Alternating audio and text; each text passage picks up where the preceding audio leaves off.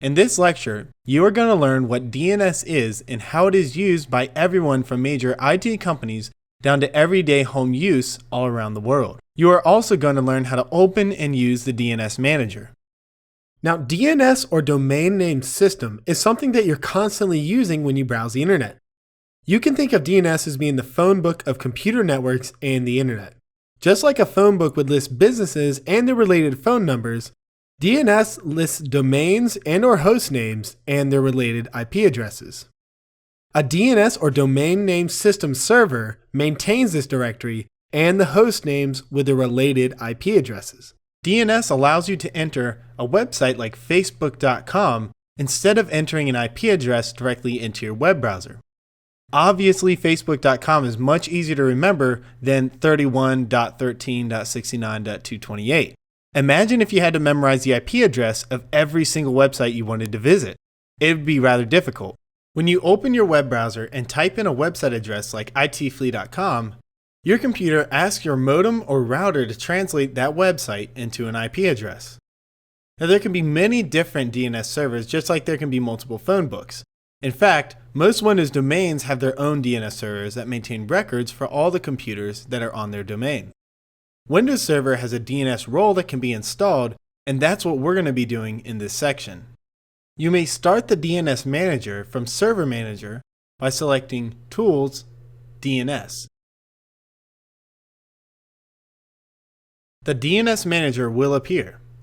This manager allows you to manage this DNS server as well as remote DNS servers. If you'd like to connect to a remote DNS server, simply right-click on DNS and select Connect to a DNS server. You may then enter the name of the DNS server that you want to connect to. You may also right-click on the DNS server that is currently being managed, in my case, ITF-DC01.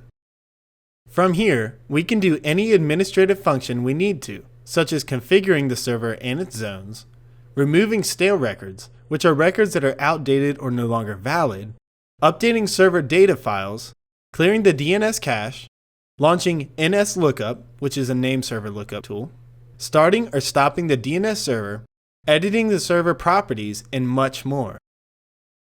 Let's launch NSLookup and search for our domain workstation ITFWS001. All I need to do is type in ITFWS001 and press enter to execute the command. As we can see in the output, the first thing listed is the server which is servicing our DNS request. It is ITF-DC01. Next, we can see the workstation ITFWS001.itflea.com. This is the fully qualified domain name of our workstation. Below that, we can see the IP address of this workstation. Now, assuming that you are not on a production network or one that is currently servicing users, let's stop the DNS server and try running the same command to see what happens. On DNS Manager, right-click the DNS server, which in my case is ITF-DC01, and choose All Tasks, Stop. Now go back to NSLookup and run the same command. Now we can see that the server was offline, so NSLookup was not able to query the DNS server.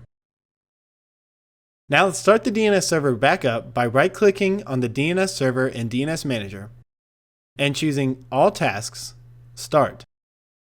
Now that our DNS server is running again, let's become more familiar with this interface. Underneath the ITF-01 DNS server, we can see that there are forward lookup zones, reverse lookup zones, trust points, also known as trust anchors, and conditional forwarders. In later lectures, I will explain what forward and reverse lookup zones are, but trust points allow DNS servers to validate DNS data from other DNS servers. Conditional forwarders allow a DNS server to forward a specific DNS query to another DNS server or several other DNS servers. Alright, so now you know what DNS does and you've learned a little bit about the DNS Manager. Great job getting through this lecture, and I will see you in the next one.